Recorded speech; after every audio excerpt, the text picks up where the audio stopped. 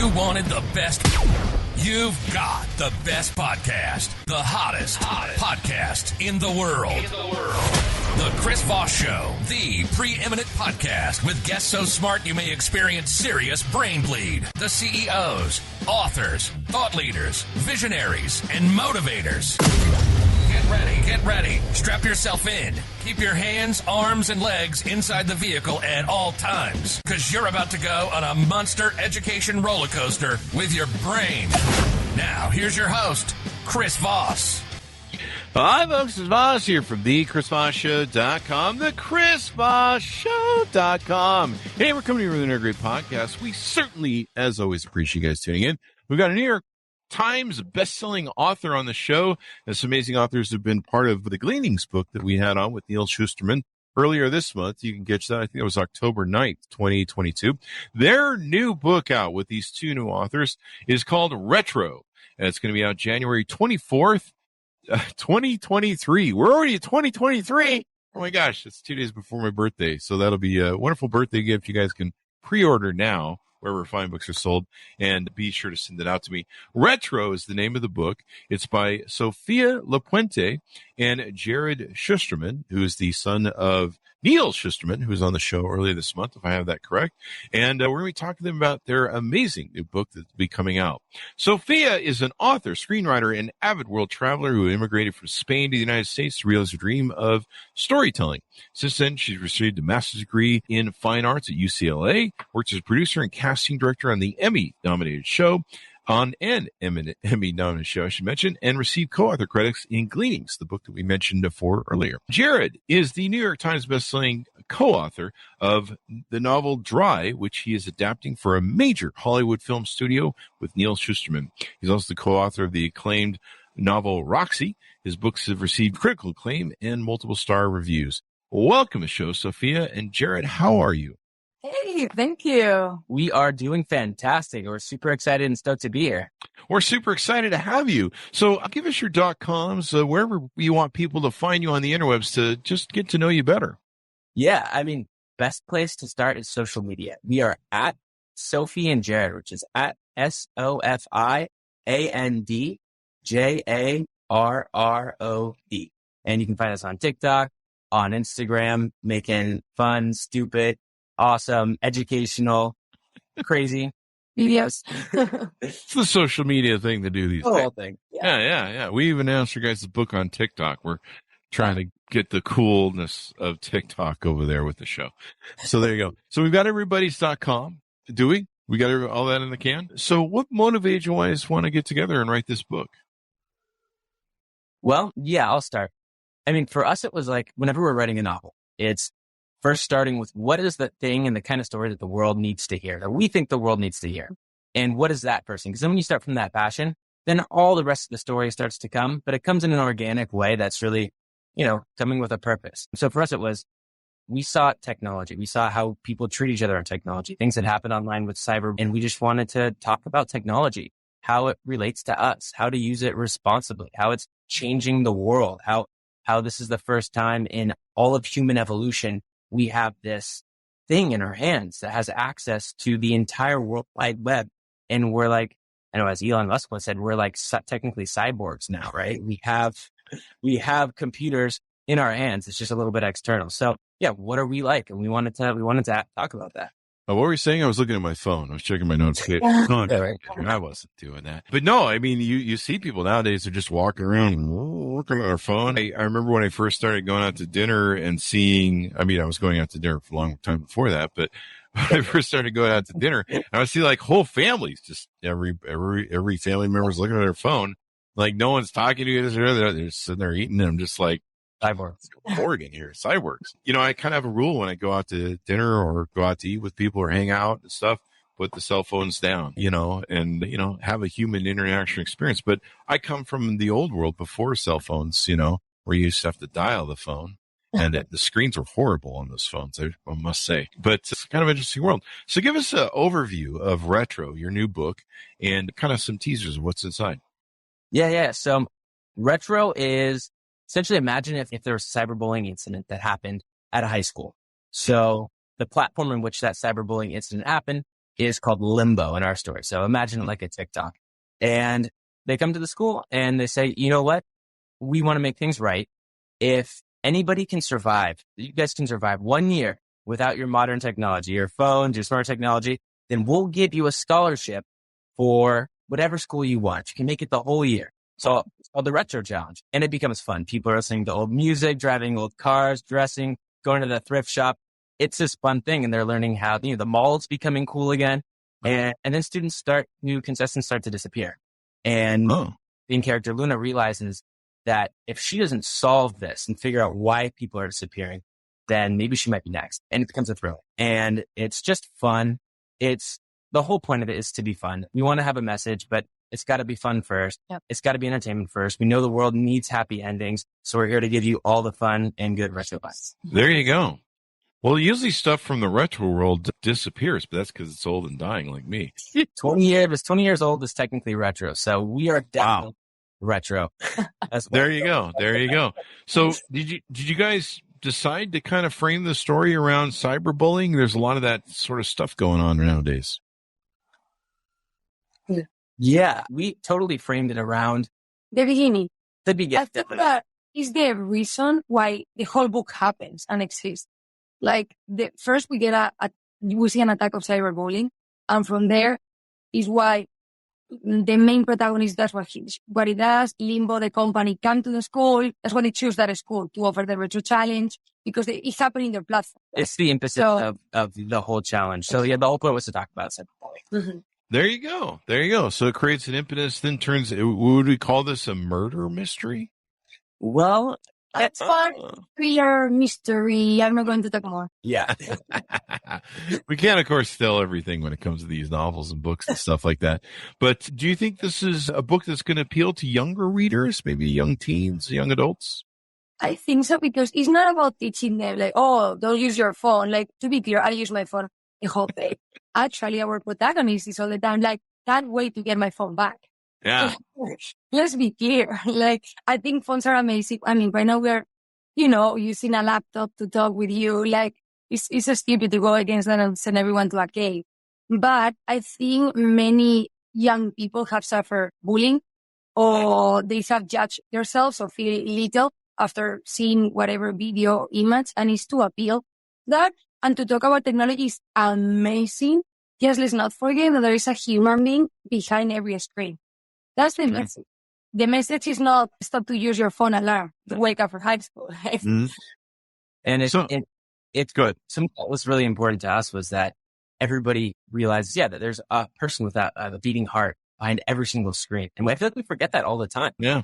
Behind the profile, that's human. Yeah.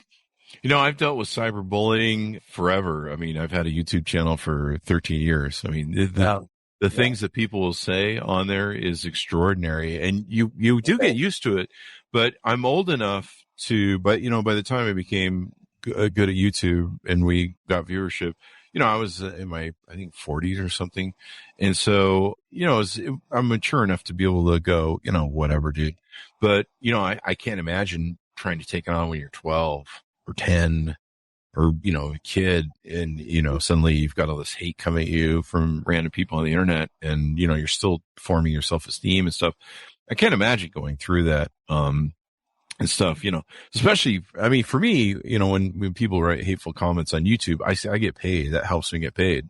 So I'm like, write as many hateful comments as you want. I mean, every time you do, you up the viewership and I get some more money. So it's kind of like paying to insult me. So I'm just like, go ahead, have fun, knock yourself out. But, when you're young and, you get all this hate, I imagine young women, when they grow up, they're already dealing with a lot of self-esteem issues and their looks. And then, of course, on the internet, you have the fear of missing out. You have these people that post these Instagram posts that looks like they're living in opulence and luxury. And, meanwhile, they're just, I don't know, sneaking onto planes and taking pictures and stuff. And that's crazy stuff. Well, how did you guys pick some of the characters in it, and would you base some of them on? What were maybe some? A lot of our main protagonist is based on, I would say, Sophie. It's Sophie's culture. Yeah. Me and my friends. Friends. Yeah, like the protagonist, Luna, she's born in America and the United States, but her mother is from Spain, like my mom, and her father is Mexican. So she has all this Hispanic culture at home, but then she lives in her dad is in an American high school, right? And they speak English. And so you have all that where I belong to, right? Like I'm all this mix, but I don't feel represent, but I have these things and you need to find your spot. And it's kind of my story in the sense of I have an accent. I'm here, but I'm from Spain, but the difference in culture. I have friends from different parts of the world. So it totally matches. And then, I'm a girl, being a teenager. So when I was thinking in the characters, I'm thinking in me, my friends, crushes, I got like the whole thing, like. And, sometimes I'll write something and Sophie's like, teenage girls don't think like that. And I'm like, oh, if you think that's how a teenage girl will think. So, and there's many moments where, I'm learning a lot from Sophie and a lot of this culture. And I go like, let's do research. Let me play you a couple of Netflix moments you need to watch to understand this. So, well, that probably was a good collaboration for the book to have both the female and male perspective, especially these young people growing up. Yeah. Hi, folks. Here's Voss here with a little station break. Hope you're enjoying the show so far. We'll resume here in a second. I'd like to invite you to come to my coaching, speaking, and training courses website. You can also see our new podcast over there at chrisvossleadershipinstitute.com. Over there, you can find all the different stuff that we do for speaking engagements if you'd like to hire me, training courses that we offer, and coaching for leadership, management, entrepreneurism, podcasting, corporate stuff. With over 35 years of experience in business and running companies as CEO, I think I can offer a wonderful breadth of information and knowledge to you, or anyone that you want to invite me to for your company. Thanks for tuning in. We certainly appreciate you listening to the show, and be sure to check out chrisvossleadershipinstitute.com. Now back to the show. And it's like, when you've been there, because I was there, 10 years ago, it's like, I know what's going through their brain. More or less, Gen Z, millennial, whatever, but it's like, I know how much it affects the things and society and the way that it's put. And that's what we talk to about mental health in the book, because honestly, cyberbullying or the pressure is absolutely connected with mental health. Yep. So 100%, right? So I was like, as a teenager, and anxiety or feeling judged or crying or being overwhelmed, it's all connected with technology. That's what we show about technology. We never say technology is bad. No. Ever. By no means. And it's like, and you don't believe it's bad at all. And if you were just taking this challenge by yourself, like, let's be honest, it would really suck. Like, what, you live in a world and you're just alone, you're on your phone. Because everybody does it together. Everyone does it together. You're doing it with your whole school. You're doing it with your friends. It's cool. It's fun. And I would totally love if, like, me and a group of people could just go retro. We're actually going to plan that. We're going to do it. That would, but it would be easier because at least you'd have someone to talk to. Because nowadays, when you try and talk to people, they don't answer their phones. You got to leave a message, or they're like, "Hey, contact me or text me over on Facebook or something or Instagram." You can't reach people. Like a lot of times when we're trying to get authors on the show, we're trying to hunt them down, and it's amazing how many authors don't even have emails or websites. And you're just like, seriously? 2022 people. But I imagine, I know a lot of journalists that we have on the show, the reason they do is because they want you to go to the New York Times where they're, whoever their job is. But it's funny because you're just like, it's really hard to find you. And, I can't imagine trying to find people. Like back in the day, we had, what was it? The Yellow Pages, Yeah, we had the Yellow Pages. I don't know how I'd find anything anymore without my phone. Like, even like the temperature and the weather, I'm like asking, what's the temperature today? I have to go, I don't know where I go without a computer to look up that stuff. I have to drive by a bank, I guess, to find the temperature and time. I have to go outside and like feel it. Yeah. Get me a sundial and I don't know, some sort of way to figure out what time it is and all that good stuff. Anything else you want to tease out about the book? I know we can't tell, of course, give away the ending and the main plot of the thickness and then in between, but anything else you want to tease out on the book? There are some things that are different about this book that I would say. One is that every chapter is a song. What? The song? Song. Yeah. It's a whole soundtrack. Oh, wow. Yeah. So the index is actually a playlist, and there's a there's a QR code in that playlist. So you can listen to the Spotify playlist while you read. And every single chapter is about 3 or 4 pages. And if you're reading at the same pace, you can totally listen to the soundtrack of her life, of all these awesome retro songs that are kind of on her playlist that totally correlate to each chapter. So you can get so you can hype up a chapter, or you can realize that something terrible is going to happen, something fun's going to happen. It keeps you in zone. That's pretty innovative, man. Yeah, it's new. We never saw it done before. We came up with the idea and we're like, let's do that. Let's make it really super interactive. So you scan that QR, it goes right to our Spotify, and everyone's welcome to listen to all of it. That's pretty brilliant. I like that. And then, of course, the kids like that stuff. They're into all the music and stuff. And the Chris Voss show is over there on Spotify too, if you want to listen to that as well. That's pretty awesome. And people can jam to it. Is it mostly like older tunes then? All retro. So the rule was before year 2000. We took famous one. But you will be surprised in how old you feel. How we felt very old. You're listening at sometimes. It's like, no, because it's like, you're like, oh, this Britney Spears song, that couldn't have been that long ago, but it was. My nephew is really funny. He's a Gen Zer. I think he's like 22 now. And I game with him, and so he comes on the Discord, and I got a whole gaming group of friends. And yesterday he came on and he was singing one of the hits from The Outfield. Josie's on a vacation far away. Oh yeah, love that one. And like 2 or 3 songs off that album, if not all the songs off that album, if you hear them once, they're stuck in your brain for like 3 days. And so he's singing it, and he does this a lot. He'll sing like "Hit Me With Your Best Shot" or the Queen song, Another One Bites the Dust. And I'll tell him, I'll be like, Jeffrey, when I was in high school and junior high, that song was like the hit on the radio. And I'm happy that he's listening and enjoying this music, and because it beats some of the crap I hear today. That's my opinion. But last night he was singing that song, and I said to him, I says, do you know, I saw them in concert. He goes, really? When was that? Was that recently? And I go, I think it was in 1987 when they opened for Journey on the Raised on Radio tour. And I think both albums came out in 1985. And he was like, no way, you're that old? And I haven't counted how long ago that was. But 1987 is a far ways from here, which is, I don't know what to say about that. But yeah, it's kind of funny how his younger generation, they kind of like some of our things. Yeah, I think there's a huge throwback culture, right? And like, I feel like the styles today, like that's part of the inspiration for retro. The styles today are really all inspired by things, pieces of clothes from 15 years ago, 30 years ago, the windbreakers, the retro vibe. So cassettes are back. Cassettes, you can go buy a Drake album in Urban Outfitters on cassette. Yeah. It's like, that just came out. It's like, really? So it's happening. Yeah, it's crazy. And you're right. A lot of music nowadays samples music from that age. And AC/DC, they'll sample music from AC. It's just crazy. But yeah, The Outfield, I mean, those songs are still played so heavily, they'll hear them everywhere. I mean, they must be making a mint off the royalties. Hopefully yeah.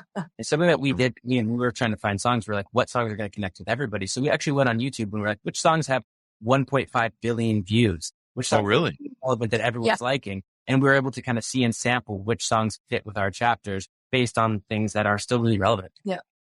Well, I'm pretty proud of kids that, subscribe to our old music, because it makes me able to rub in their face that we were the greatest generation of all, being the Gen X generation. We had the greatest music of all. So it's ever gone downhill ever since, from my opinion. But there's a little spike with the millennial generation, kind of went up and then it went down. Yeah. And it's I don't know. They say you can never go home, but some of the oldest music is the best. People, I used to have gals that I dated come up and see my music collection, my CD collection back in the day. It was like 4,000 CDs. And they go, you're an old butt rocker. And I was like, what the hell is a butt rocker? That sounds awful. They're like, you like those Cinderella metal bands with the long hair and all this stuff and the Metallica and stuff. And I'm like, well, at least you know the names of the bands, I guess. I don't know. Well, this has been awesome, man. It'll be great to see your stuff. I guess you're working with Neil on doing something for a film. Do you want to tease a little bit about that?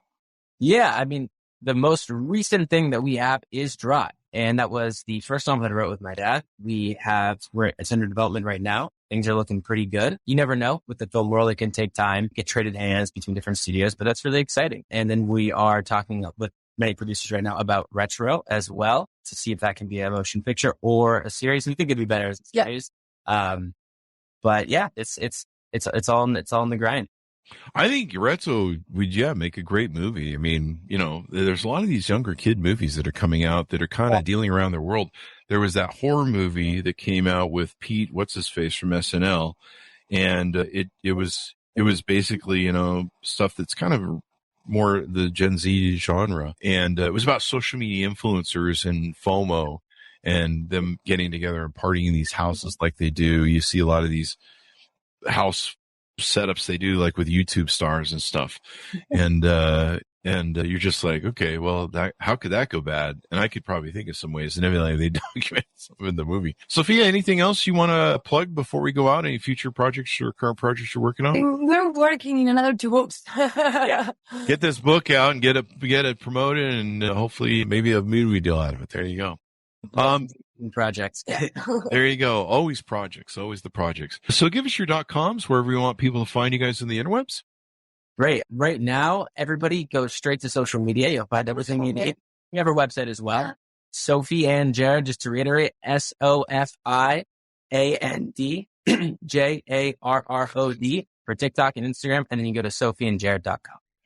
There you go. Well, it's been wonderful to have you both on the show. Thank you very much for coming on. Thank you. Thank you. Lots of fun. Retro, the new book. It'll come out January 24th, 2023. You can order it today. Get it on pre-order. That way you can be the first one on your block and your book club to say you read it and pick that baby up. And plus, you make sure you get that QR code so you can check out the Spotify playlist as well. Thanks for tuning in to my audience. Be good to each other. Stay safe. And we'll see you guys next time.